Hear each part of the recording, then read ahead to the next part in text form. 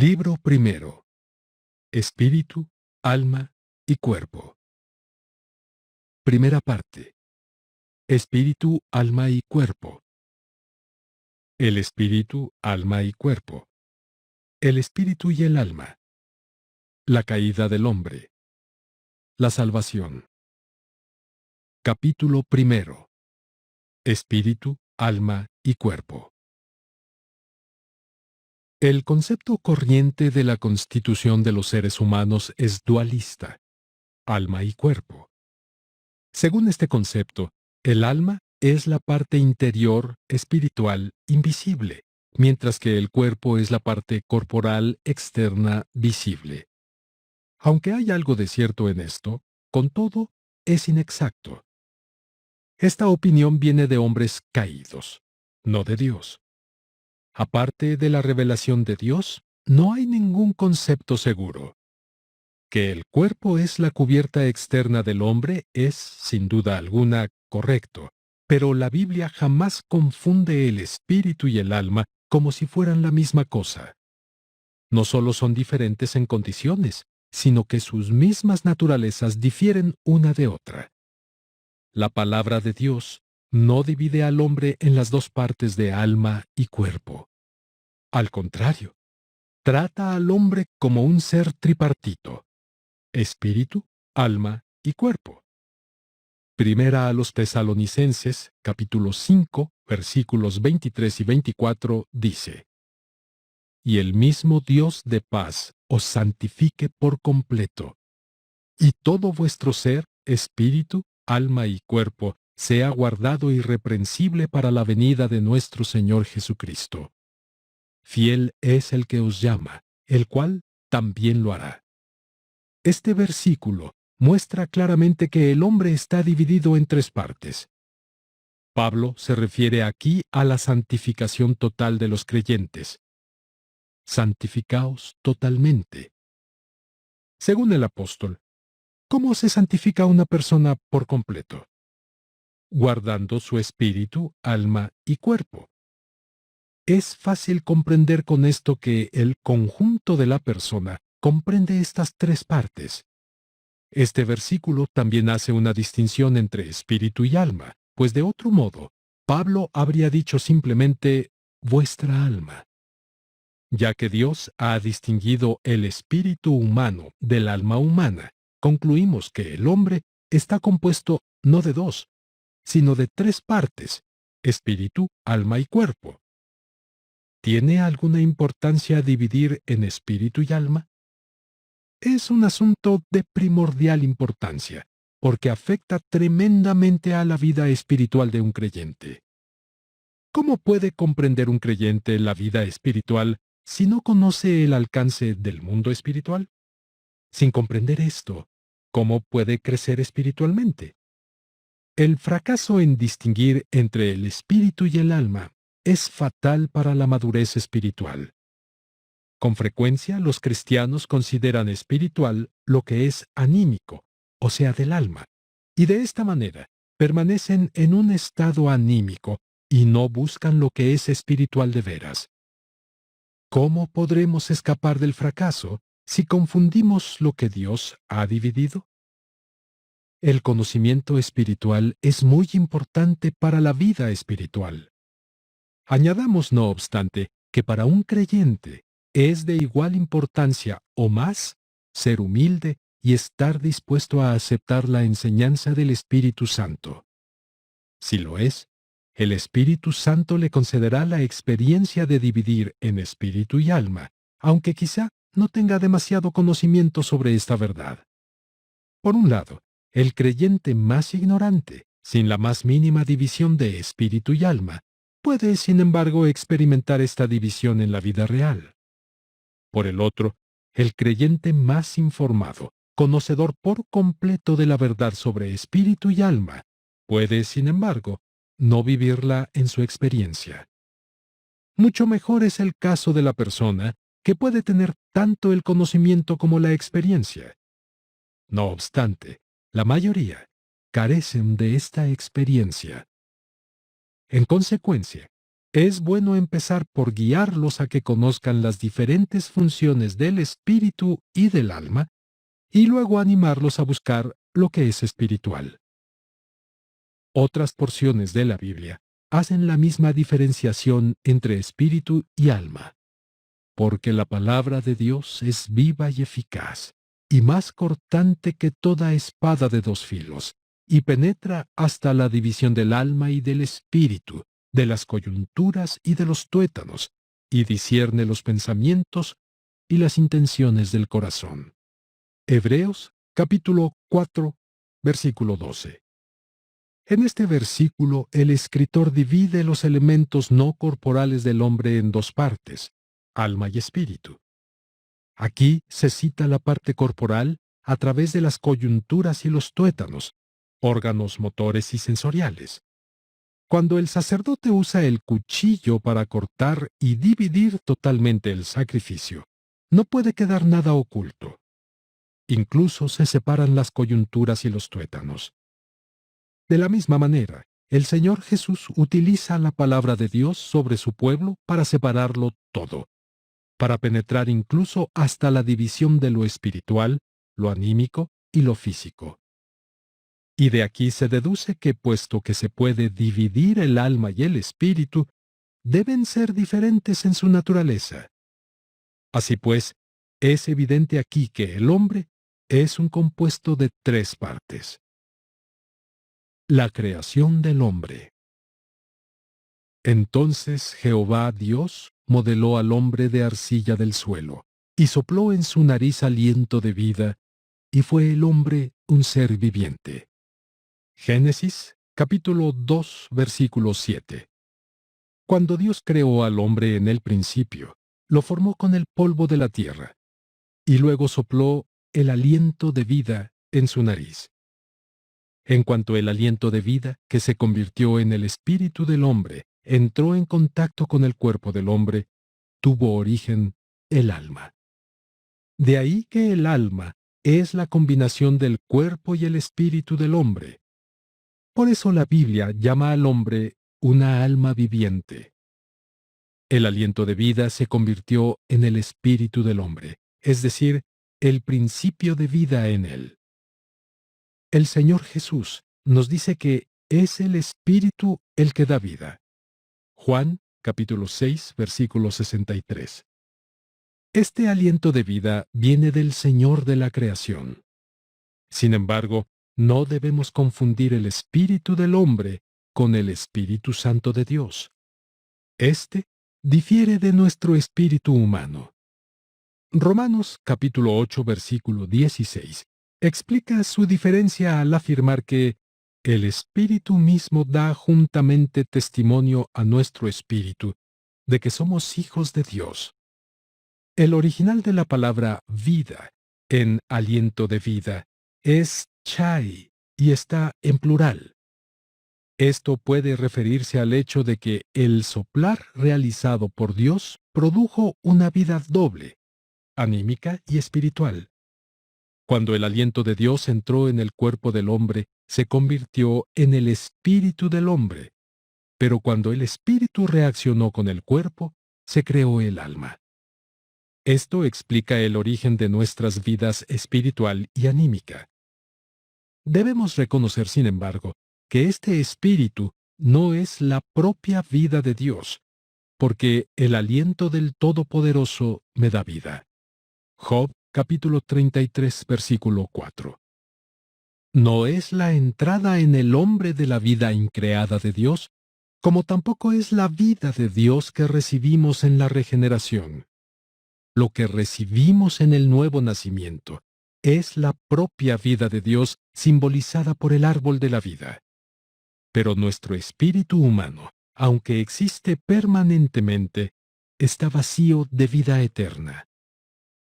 Formó al hombre del polvo de la tierra. Se refiere al cuerpo del hombre. Sopló en su nariz el aliento de vida. Se refiere al espíritu del hombre al venir de Dios. Y el hombre se convirtió en un alma viviente. Se refiere al alma del hombre cuando el cuerpo fue avivado por el espíritu y convertido en un hombre vivo y consciente de sí mismo. Un hombre completo es una trinidad, el compuesto de espíritu, alma y cuerpo. Según Génesis capítulo 2 versículo 7, el hombre fue hecho de solo dos elementos independientes, el corporal y el espiritual. Pero cuando Dios puso el espíritu dentro del armazón de tierra, se creó el alma. El espíritu del hombre, al entrar en contacto con el cuerpo muerto, produjo el alma. El cuerpo separado del espíritu estaba muerto, pero con el espíritu el hombre recibió la vida. El órgano así vivificado fue llamado alma. El hombre se convirtió en un alma viviente, expresa. No meramente el hecho de que la combinación de espíritu y cuerpo produjo el alma. También sugiere que el espíritu y el cuerpo fueron totalmente fusionados en esta alma. En otras palabras, el alma y el cuerpo se combinaron con el espíritu y el espíritu y el cuerpo se fusionaron en el alma. Adán, antes de la caída, no sabía nada de estas incesantes luchas del espíritu y la carne, que son ya algo cotidiano para nosotros. Había una perfecta mezcla de sus tres naturalezas en una, y el alma, como medio unificador, se convirtió en la causa de su individualidad, de su existencia como ser distinto. Earth's Earliest Age, de Pember. El hombre fue diseñado como alma viviente, porque era allí donde el espíritu y el cuerpo se encontraron, y es a través de ella que se conoce su individualidad. Quizá podríamos usar una ilustración imperfecta. Echen unas gotas de tinte en un vaso de agua. El tinte y el agua se combinarán produciendo una tercera sustancia llamada tinta. De igual manera, los dos elementos independientes del espíritu y el cuerpo se combinan para convertirse en un alma humana. La analogía falla en que el alma producida por la combinación del espíritu y el cuerpo se convierte en un elemento independiente e indisoluble, como lo son el espíritu y el cuerpo. Dios consideró el alma humana como algo único. Como los ángeles fueron creados como espíritus, el hombre fue creado de manera predominante como alma viviente. El hombre no solo tenía un cuerpo con el aliento de vida, también se convirtió en un alma viviente. Por eso veremos más adelante en la Biblia que Dios a menudo se refiere a los hombres como almas. ¿Por qué? Porque lo que es el hombre depende de cómo es su alma. Su alma le representa y expresa su individualidad. Es el órgano de la libre voluntad del hombre, el órgano en el cual el espíritu y el cuerpo están totalmente fusionados. Si el alma del hombre quiere obedecer a Dios, permitirá que el espíritu gobierne al hombre según lo ordenado por Dios. El alma, si lo decide, también puede reprimir al espíritu y tomar algún placer como señor del hombre. Se puede ilustrar en parte esta trinidad de espíritu, alma y cuerpo con una bombilla eléctrica. Dentro de la bombilla, que puede representar al conjunto del hombre, hay electricidad, luz y alambre. El espíritu es como la electricidad. El alma es la luz y el cuerpo es el alambre. La electricidad es la causa de la luz. La luz es el efecto de la electricidad. El alambre es la substancia material para transportar la electricidad, así como para manifestar la luz. La combinación del espíritu y el cuerpo produce el alma, que es única del hombre. De la manera que la electricidad, transportada por el alambre, es expresada en la luz, así también el espíritu actúa sobre el alma, y el alma a su vez se expresa por medio del cuerpo. Sin embargo, debemos recordar bien que mientras el alma es el punto de encuentro de los elementos de nuestro ser en esta vida presente, el espíritu será el poder dominante en nuestro estado de resurrección. Porque la Biblia nos dice, se siembra cuerpo natural, resucitará cuerpo espiritual. Hay un cuerpo natural y hay un cuerpo espiritual. Primera a los Corintios capítulo 15 versículo 44. Sin embargo, aquí hay un punto vital. Los que hemos sido unidos al Señor resucitado, podemos conseguir incluso ahora que nuestro espíritu gobierne todo nuestro ser. No estamos unidos al primer Adán, que fue hecho un alma viviente, sino al último Adán, que es un espíritu vivificante, o que da vida. Versículo 45. Las funciones respectivas del espíritu, el alma y el cuerpo. Es por medio del cuerpo que el hombre entra en contacto con el mundo material. De aquí que podamos calificar al cuerpo como la parte que nos hace conscientes del mundo. El alma está formada por el intelecto, que nos ayuda en el presente estado de existencia, y las emociones, que proceden de los sentidos. Puesto que el alma pertenece al propio yo del hombre y revela su personalidad, se le llama la parte que tiene conciencia de uno mismo. El espíritu es la parte mediante la cual nos comunicamos con Dios, y sólo por ella podemos percibir y adorar a Dios.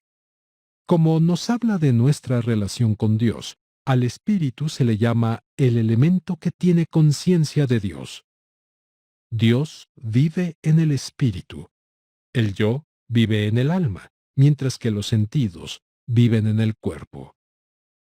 Como ya hemos mencionado, el alma es el punto de encuentro del espíritu y el cuerpo, porque allí están los dos fusionados. Mediante su espíritu, el hombre mantiene relación con el mundo espiritual y con el Espíritu de Dios, recibiendo y expresando ambos el poder y la vida del mundo espiritual. El hombre está en contacto con el mundo externo sensual a través de su cuerpo, influenciándolo y recibiendo sus influencias. El alma se encuentra entre estos dos mundos, aunque pertenece a ambos.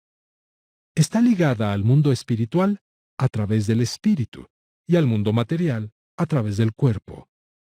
También posee el poder de la libre voluntad y por eso puede escoger entre sus influencias ambientales. El espíritu no puede actuar directamente sobre el cuerpo. Necesita un medio, y ese medio es el alma creada por el contacto del espíritu con el cuerpo. Así pues, el alma se encuentra entre el espíritu y el cuerpo, manteniéndolos unidos. El espíritu puede someter al cuerpo a través del alma para que obedezca a Dios. De la misma manera, el cuerpo mediante el alma puede atraer al espíritu a amar al mundo. De estos tres elementos, el espíritu es el más noble porque está unido a Dios. El cuerpo es el más humilde porque está en contacto con la materia. El alma, al estar entre ellos, los une y también toma el carácter de ambos y lo hace suyo. El alma posibilita que el espíritu y el cuerpo se comuniquen y colaboren.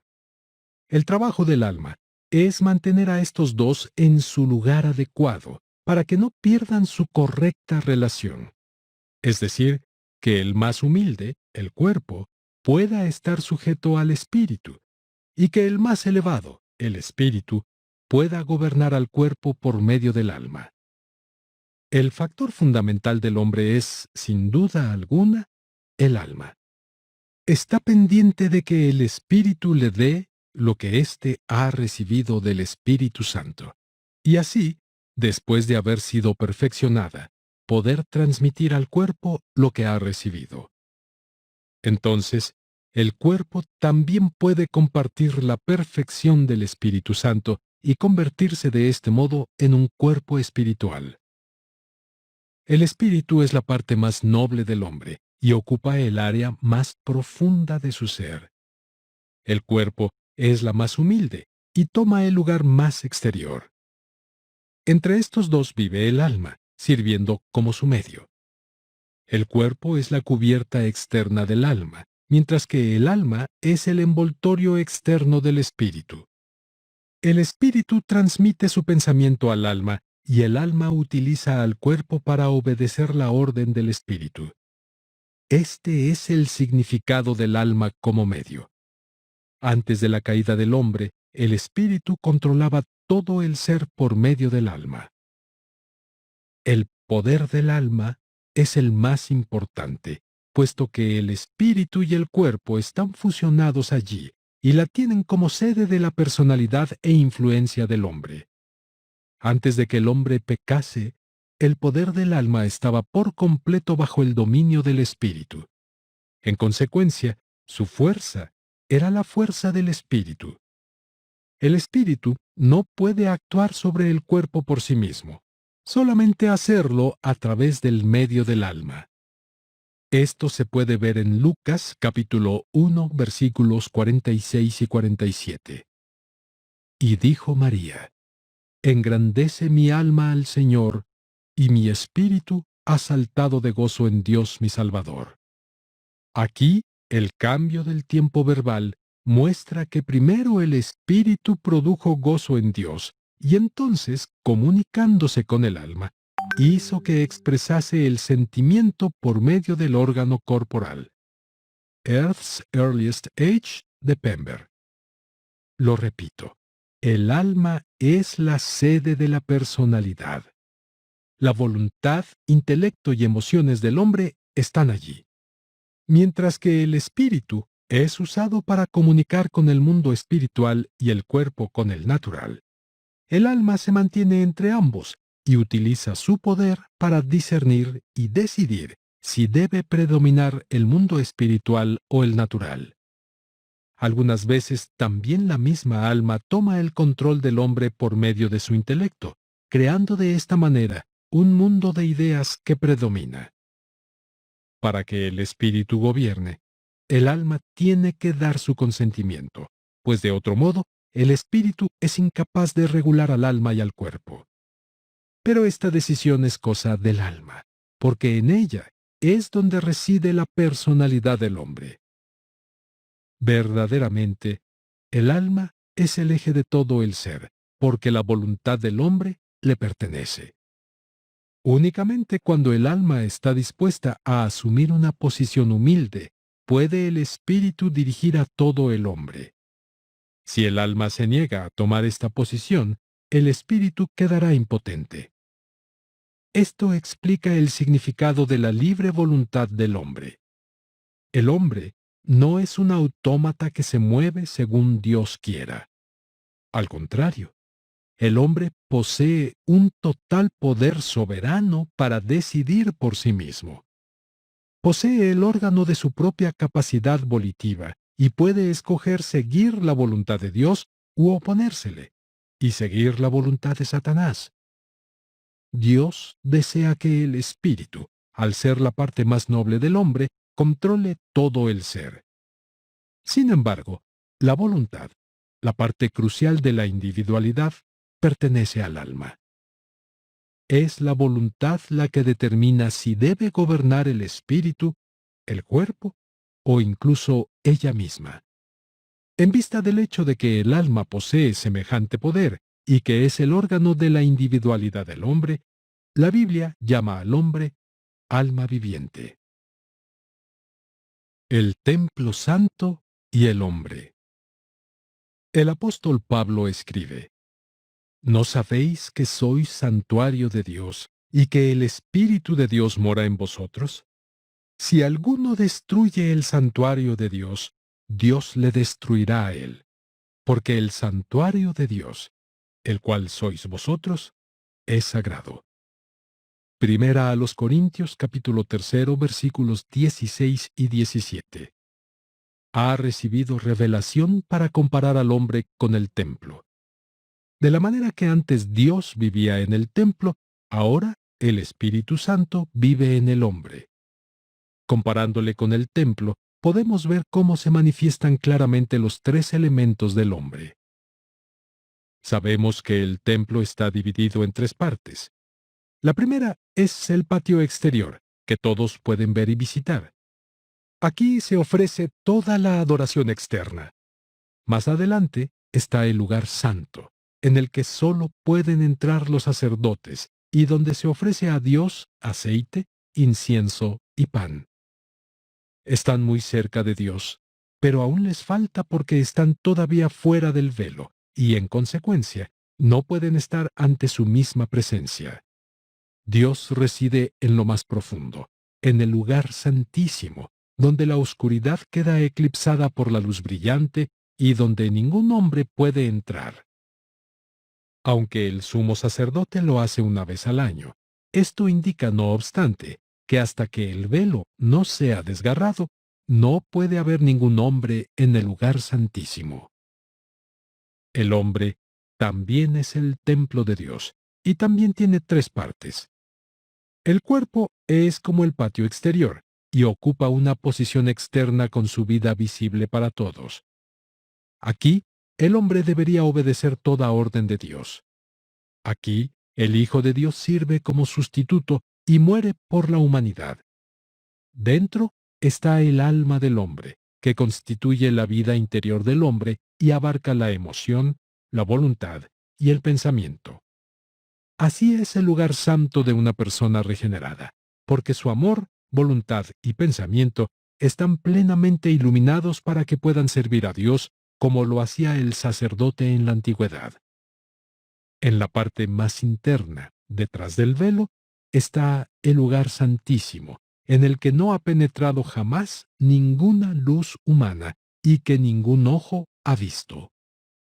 Es el lugar secreto del Altísimo, el lugar donde vive Dios. El hombre no tiene entrada allí a menos que Dios esté dispuesto a desgarrar el velo. Es el espíritu del hombre. El espíritu se encuentra más allá de la conciencia del hombre y por encima de su sensibilidad.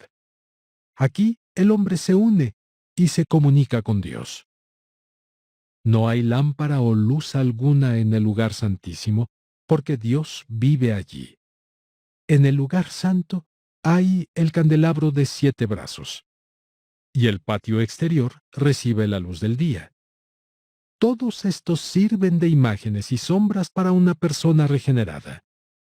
Su espíritu es como el lugar santísimo, donde vive Dios, donde todo se hace por fe, más allá de la vista, sentido o comprensión del creyente. El alma se parece al lugar santo, en que está abundantemente iluminado con muchos pensamientos y preceptos racionales, mucho conocimiento y comprensión sobre las cosas del mundo material y el de las ideas. El cuerpo es comparable al patio exterior, claramente visible para todos. Las acciones del cuerpo las pueden ver todos. El orden que Dios nos presenta es inequívoco. Vuestro espíritu y alma y cuerpo. Primera a los Tesalonicenses, capítulo 15, versículo 23. No es alma y espíritu y cuerpo, ni tampoco es cuerpo y alma y espíritu. El espíritu es la parte preeminente, y por eso se menciona en primer lugar. El cuerpo es la más humilde, y en consecuencia es mencionada al final. Y el alma está en medio, y por eso se la menciona entre las otras dos. Habiendo visto ahora el orden de Dios, podemos apreciar la sabiduría de la Biblia al comparar al hombre con un templo. Podemos reconocer la perfecta armonía que existe entre el templo y el hombre en cuanto al orden y al valor. El servicio del templo funciona según la revelación en el lugar santísimo. Todas las actividades del lugar santo y del patio exterior están reguladas por la presencia de Dios en el lugar santísimo. Este es el sitio más sagrado, el lugar en el que convergen y se apoyan las 4 esquinas del templo. Nos puede parecer que en el lugar santísimo no se hace nada porque está completamente a oscuras. Todas las actividades se realizan en el lugar santo, e incluso las actividades del patio exterior las controlan los sacerdotes del lugar santo. Sin embargo, todas las actividades del lugar santo, en realidad, son dirigidas por la revelación en el absoluto silencio y paz del lugar santísimo. No es difícil percibir la aplicación espiritual de esto. El alma, el órgano de nuestra personalidad, se compone de pensamiento, voluntad y emoción. Parece como si el alma fuera el director de todas las acciones, porque el cuerpo sigue su dirección. Antes de la caída del hombre, sin embargo, a pesar de sus muchas actividades, el alma era gobernada por el espíritu. Y este es el orden que Dios quiere todavía. Primero el espíritu, después el alma y finalmente el cuerpo.